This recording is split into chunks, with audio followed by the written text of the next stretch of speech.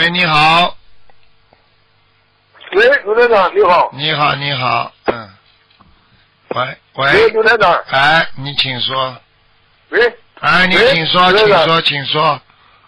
啊，我到看下子，1982年，是3月15号，阴历2月24给的。他鼻咽喉和肺部有没有什么东西？等等你只要把年份告诉我就可以了。1982年属狗的。看看啊，鼻子和哪里啊？再讲一遍。啊？你叫我看鼻子和哪里？肺，他吃香烟吃的特别多。我知道了，看到了，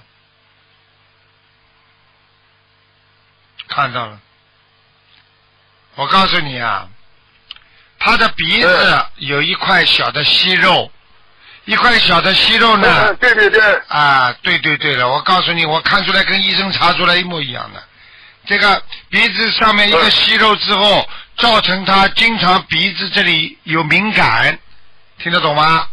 对，他挺不通。啊，就是经常的觉得鼻子不通，还有呢，有时候还会经常流鼻涕，听得懂吗？鼻涕我没看到，他那一醒，我们喊他看，他不肯看。这是这么灵性啊！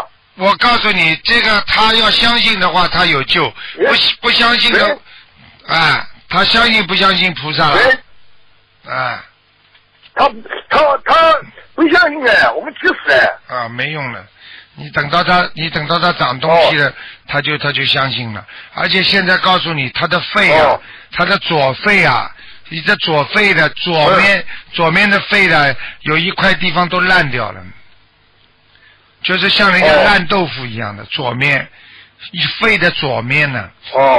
看了模糊的不得了，所以他这个地方已经被他长期吸烟了，已经吸坏掉了，所以他会第一咳嗽，他会咳嗽，你们这样吧，你们只能静静心吧，帮他念经吧，算了。好，